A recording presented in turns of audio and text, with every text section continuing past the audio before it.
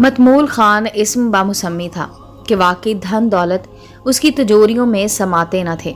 वो ख़ानदानी रईस था, लिहाजा इस घराने के तमाम मर्द अपनी हर ख्वाहिश पूरी करने की कुदरत रखते थे। 18 बरस की उम्र में मतमूल का नूरे नज़र आली जान ऐसी जगह जाने लगा जहाँ इस जैसे नौजवान झूठी मोहब्बत का खेल खेलते हैं और ज़िंदगी की रंगीनियों का लुत्फ़ उठाते हैं कि गुनाहों सवाब और नेकी बदी की तमीज़ जाती रहती। इसी बदनाम जगह ही एक दिन आली जा की मुलाकात एक ऐसी लड़की से हो गई जो फिल्म में एक्स्ट्रा के रोल करती थी। ये कोई नामी ग्रामी एक्ट्रेस ना थी, बल्कि फिल्म के पर्दे पर हीरोइन के रक्स के पसे मंज़र में चलती लड़कियों के साथ परछाई के तौर पर दिखाई जाती। ये लड़कियां वो परछाइयाँ होती जिनके चेहरे कैमरे के सामने एक साथ को आकर चश्मे ज़दन में गायब हो जाते थे, जबकि वो तो शौक़ नामवरी का चिराग दिल में जलाए इस उम्मीद के साथ फिल्मी दुनिया में आई थी कि उसका हुस्न उसे हीरोइन का मकाम दिला देगा। उसके हुस्न ने यहाँ शदीद इज़्तिराब का दर्द सहा, मगर मंजिल ना मिली और वो घोर अंधेरों की नज़र हो गई। इस मुस्तरिब रूह का नाम महरोज़ था। महरोज़ अब महर रोज़ हो गई थी। वो महर जो शब तलू होकर हर रोज़ सुबह सवेरा होते ही स्याही के मानित समंदर में डूब जाता था और उसको ख़रीदने वाले अपनी उजली दुनिया की राह लेते थे। महर रोज़ के चाहने के बावजूद इनमें से कोई भी अपने घर की इज्जत बनाने पर तैयार न था, क्योंकि ये वो चांद न था जो अंधेरों में भटके हुओं को रोशनी दिखाता था और मंजिल की तरफ रहनुमाई के लिए चमकता है। इसकी तो अपनी ज़िंदगी की गुत्थी बहरे जुल्मत में तैर रही थी। वो फिल्म इंडस्ट्री में हीरोइन बनने का ख्वाब लेकर आई और अपना आप गंवा बैठी। जब वो आली जा को मिली, वो उसके हुस्न से मशहूर हो गया। उसने तो सिर्फ एक शब की मेहमान समझकर मुलाकात की थी, मगर उस लड़की में जाने क्या बात नज़र आई कि वो महर रोज़ की जुल्फ़ का असीर हो गया। मुलाकातों में दिली ताल्लुक़ बढ़ा। फिर ऐसा वक्त आ गया कि इस रईस ज़ादे ने फ़ैसला कर लिया कि वो महर रोज़ से शादी करेगा और दुल्हन बनाकर अपनी हवेली में ले जाएगा। घर में शादी की बात चली। आली जा ने बाप से साफ कह दिया कि वो अपनी दुल्हन पसंद कर चुका है और महर रोज़ से शादी ही उसकी आरज़ुओं की तकमील है। जब मतमूल खान को मालूम हुआ कि महर रोज़ के रोज़गार का वसीला क्या है, उनको झटका लगा। बेटे की पसंद किसी सूरत कबूल न थी, क्योंकि उनके नज़दीक महर रोज़ बिकाऊ शय थी।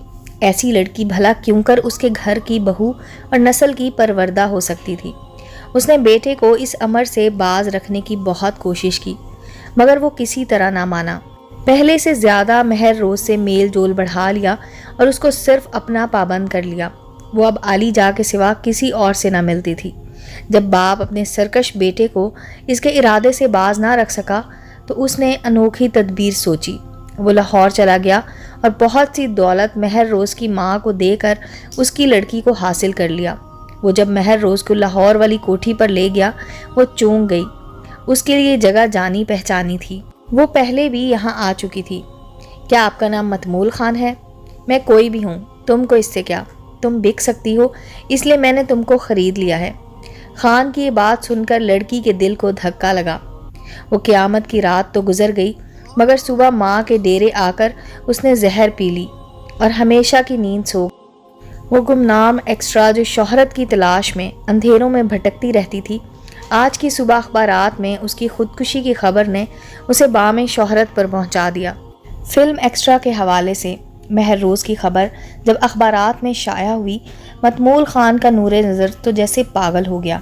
फिर जब उसके इल्म में ये बात आई कि उसके मगरूर और ज़िद्दी बाप की किसी काबिल मुज़म्मत हरकत की वजह से उसकी मोहब्बत का चिराग गुल हुआ है, तो उसकी हालत गैर हो गई।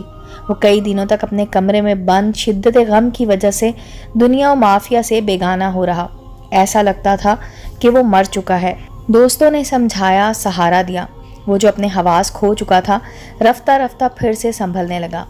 गम में सुलगते सुलगते बिलाखिर इसने खुद को दुख्तर ज़र की मदहोशी और रक्स व सरूर की महफिलों में गुम कर दिया। उसकी हालत ज़ार और बर्बादी पर मतमूल खान बेनियाज हो रहा। वो खुश था कि अपने ज़िद्दी लड़के को अच्छा सबक दे दिया है। अब कभी वो किसी रकासा से उम्र भर का बंधन बांधने की ख्वाहिश नहीं करेगा, क्योंकि ये बिकाऊ खिलौने सिर्फ खेलने के लिए होते हैं, उम्र भर का बंधन बांधने के लिए नहीं होते। मतमूल खान एक कबीला का सरदार था اور علی جا اس کا وارث۔ اس نے باپ سے کہا، ٹھیک ہے آپ یہ جنگ جیت گئے ہیں، لیکن میں بھی ہارا نہیں ہوں۔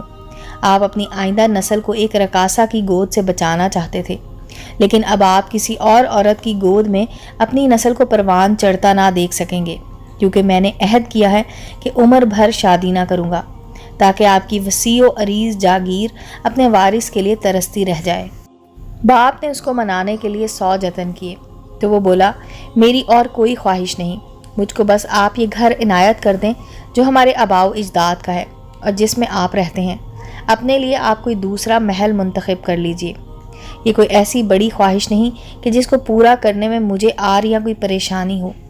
یہ محل اب بھی تمہارا ہے اور میرے بعد بھی تم ہی اس کے مالک و وارث ہو، لیکن تم دوسری رہائش گاہ لے لو تو آپ اس کو میرے لیے خالی کر دیں۔ اس کے سوا میں آپ سے کچھ نہ مانگوں گا، مجھے یہی پرانی رہائش گاہ ہی مطلوب ہے۔ باپ نے کچھ دیر سوچا اور پھر وہ اپنے تعمیر کردہ ایک اور گھر میں منتقل ہو گیا اور یہ عمارت مکمل طور پر علی جا کی دسترس میں دے دی گئی۔ علی جا نے سب سے پہلا کام یہ کیا کہ تمن محل کی تختی ہٹا کر اس کے اوپر متمول محل لکھوا دیا اور پھر اس کو اپنی رہائش گاہ میں تبدیل کر دیا۔ اس کے بعد علی جا نے اپنے باپ دادا کی رہائش کے اس محل نما گھر کو سجا کر اس کو عروسی محل میں تبدیل کر دیا۔ اب وہ ہر روز یہاں ایک سجی سجائی دلہن لاتا اور اگلے روز اس کو رخصت کر دیتا۔ عرصہ تک یہی تماشا ہوتا رہا اور باپ اپنی آنکھوں سے بیٹے کی خرابیاں دیکھتا رہا، جو انتقام کی آگ میں جلتے ہوئے خود کو اور باپ دادا کی ناموس کو انتقام کے الاؤ میں جھونک رہا تھا۔ وہ بیٹے کے اندر آتش فشاں کے لاوے کو جان چکا تھا، اس لیے چاہتے ہوئے بھی اس کو نہ روک سکا۔ روکنے کی اس میں ہمت نہ رہی تھی، کیونکہ ان کو علم تھا کہ اگر یہ لاوا تند ہو جائے تو بہت بھیانک تباہیاں لا سکتا ہے۔ باپ کی خاموشی نے بیٹے کے انتقام کی آگ کو سرد کر دیا۔ وہ پتھر دل سہی، مگر کبھی تو پتھر میں بھی جونک لگ جاتی ہے۔ ایک دن متمول خان بیٹے کے پاس آیا اور کہا، میرے شیر، اب یہ کھیل بند کرو اور تمن علی کی توقیر کو تماشا مت بناؤ، اور نہیں تو اپنے قبیلے کا ہی خیال کر لو جس نے تم ہی سے مستقبل کی امیدیں لگا رکھی ہیں۔ آپ بتائیے کیا چاہتے ہیں؟ میں چاہتا ہوں کہ باپ دادا کے گھر کی پاکیزگی کو مزید برباد مت کرو اور اس کو شکارگاہ بنانے کی بجائے گھر میں تبدیل کر دو۔ وہ کیسے سردار صاحب؟ بتائیے میں آپ کے حکم کی تعمیل کیسے کروں؟ تم ایک بار اپنے ماموں کی بیٹی فریحہ بی بی کو ایک نظر دیکھ لو تاکہ میں اس کے ساتھ تمہاری شادی کی بات کر سکوں۔ فریحہ بی بی نہ صرف جاگیردار کی بیٹی ہے بلکہ وہ پڑھی لکھی اور خوبصورت بھی ہے۔ ٹھیک ہے بابا جان، اس نے ایک فرمانبردار بیٹے کی مانند سر کو جھکا لیا۔ متمول خوش ہو گیا کہ شاید بیٹا اب راہ راست پر آ گیا ہے۔ اتفاق سے ایک دن علی خان ماں سے ملنے گیا تو باپ کے گھر فریحہ بی بی آئی ہوئی تھی۔ بے شک وہ بہت خوبصورت تھی۔ مہر روز کے بعد جو لڑکی اس کو زندگی میں دوسری بار پسند آئی تھی وہ فریحہ ہی تھی۔ اس نے اس کے ساتھ بات چیت کی اور پھر وہ ماموں کے گھر تواتر سے آنے جانے لگا۔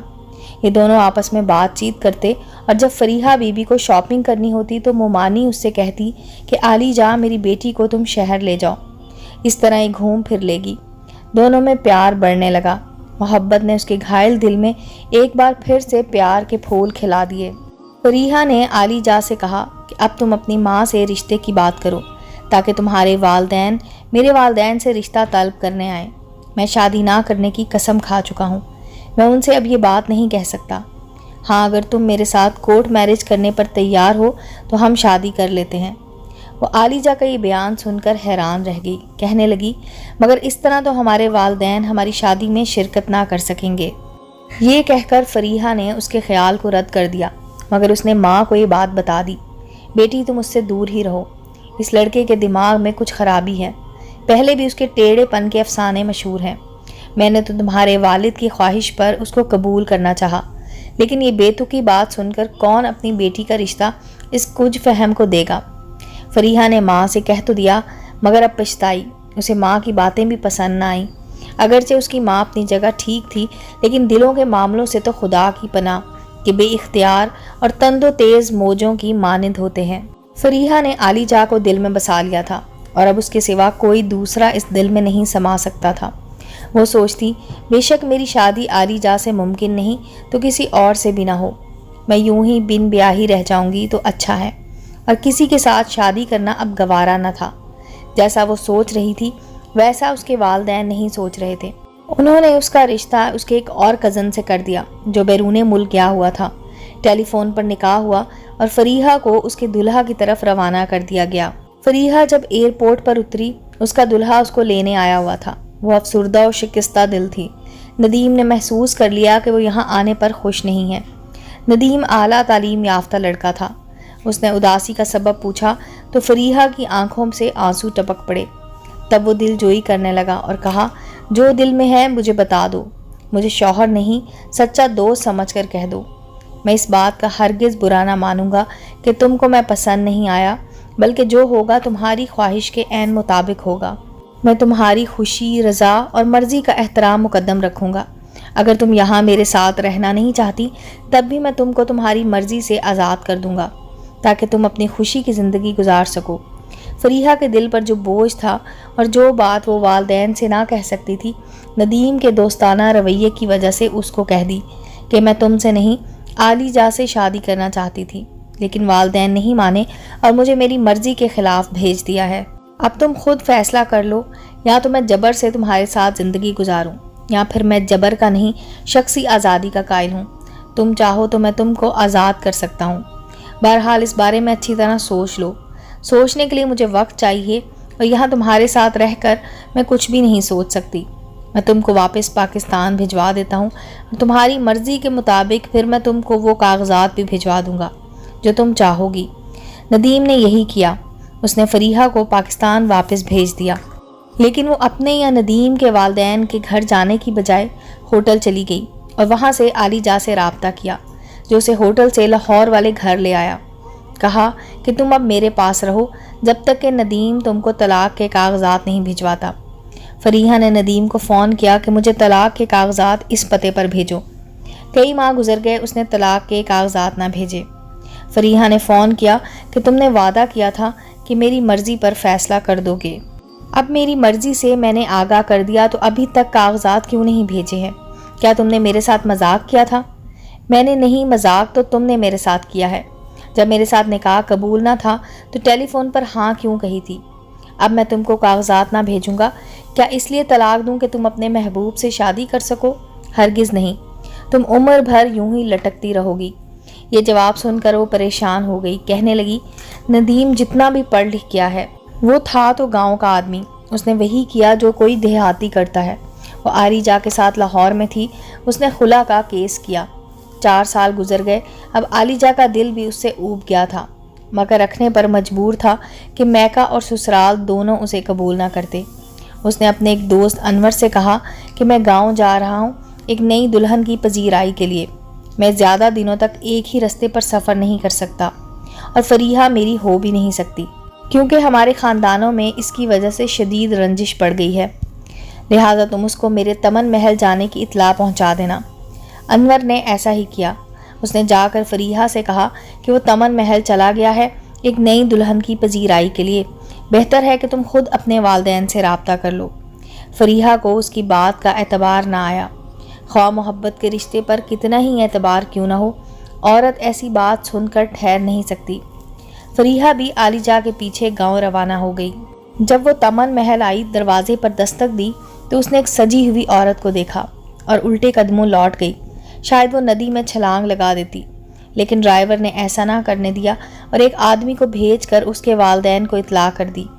یوں عالی جا کے ماموں کی بیٹی کو گھر لے گئے، کیونکہ وہ اگر اس کو گھر نہ لے جاتے تو سارے گاؤں میں سے جو بات چھپی ہوئی تھی وہ تشت ازبام ہو جاتی اور ان کی بڑی جگ ہسائی ہوتی۔ اس کے بعد فریحہ نے عمر بھر شادی نہ کی اور نہ گھر سے باہر قدم نکالا۔ وہ باپ کے اونچے گھر کی بلند 4 دیواری میں ہی زندگی کے دن پورے کر کے اپنے خالق کے پاس چلی گئی۔ اس طرح ایک ضدی بیٹے اور سردار باپ کے بیچ اختلاف کی سزا ایک معصوم لڑکی کو ملی اور وہ عمر بھر خوشیوں کو ترستی رہ گئی۔ امید ہے دوستو سٹوری اچھی لگی ہوگی۔ چینل کو لائک اور سبسکرائب کریں اور بیل آئیکن کا بٹن دبانا مت بھولیں تاکہ ہر نئے آنے والی سٹوری کا نوٹیفیکیشن آپ کو مل سکے۔ ملتے ہیں اگلی سٹوری کے ساتھ۔